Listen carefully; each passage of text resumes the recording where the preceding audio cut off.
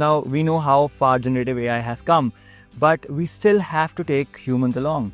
Where do you see this balance going around? We absolutely believe in a hybrid approach.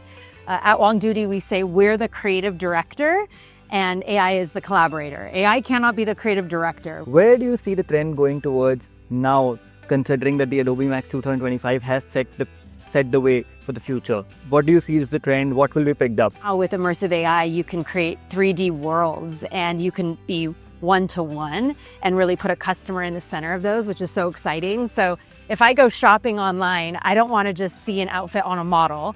I want to be able to upload myself and see the outfit on me. How do you see, with the advent of generative AI and now agentic AI as well, briefs changing for, say, a brand like you, because you work with a lot of clients? The brief is so important. It always has been, but I think rethinking the brief is critical now. Hey everyone, this is a new episode of Tech Pulse, and today we are at Adobe Max 2025.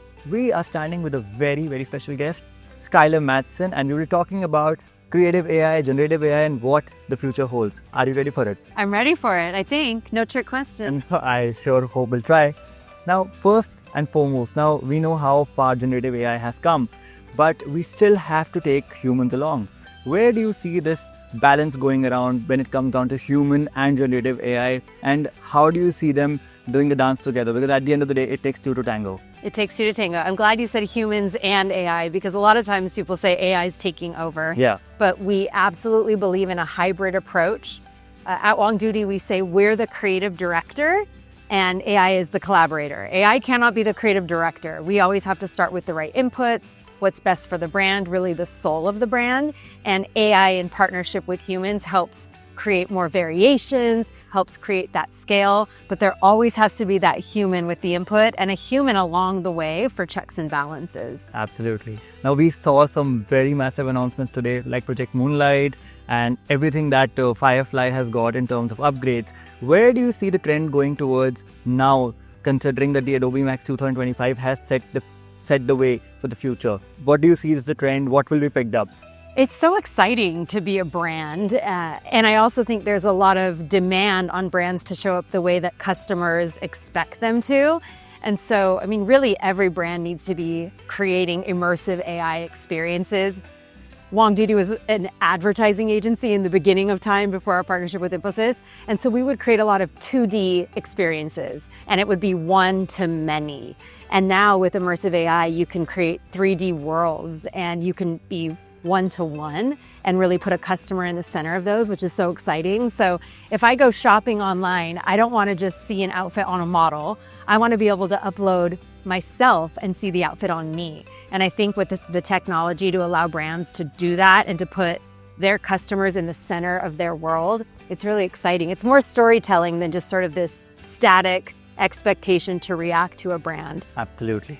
How do you see, with the advent of generative AI and now agentic AI as well, briefs changing for, say, a brand like you, because you work with a lot of clients? How do you become a definitive approach, and how do you convince a client as well that this is an original work, this is not a reference work? How does that challenge stand in front of you? I mean, the brief is so important. It always has been, but I think rethinking the brief is critical now. So we would always have a brief and there'd be a thought bubble that was how the target audience should react when they see your communication. That's still important. You want to think about the human who's interacting. But now, instead of a list of deliverables, you have to be so tight with your brand guidelines.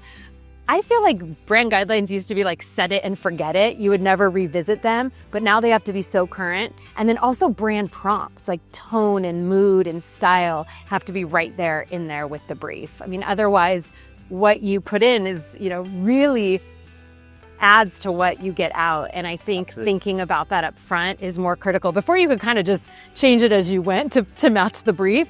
Now that brief is super important. Absolutely. Now, I also wanted to understand that you guys are technically, or perhaps really, the design arm of Infosys.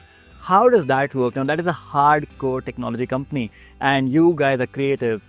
I wonder, is it like a state versus the church sort of a battle going on? Well, we were acquired 7 years ago, so it has taken It took a few years for us to figure out the balance. I think in the beginning, we thought we could do front-end, creative, strategy, user journeys, and then hand it to Infosys to implement.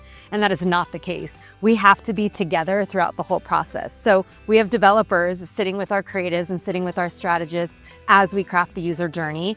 Once we're through that part, our designers don't go away. They then sit with the developers to ensure that the execution keeps the human at the center. So, I mean, it's kind of awesome. I say if our creative minds at WongDoody can dream it up, Infosys can help us build it, which is really cool. Like, we're caring so much about the why, the human need, and Infosys really cares about the how, getting it out there and getting it out there in a way that really works.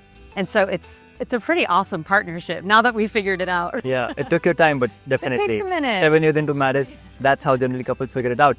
I also wanted to check out which is the Adobe product that you guys use the most. I'm sure that you use the entire Adobe suite, but what is the product that you see more often than not being used? Is it Photoshop?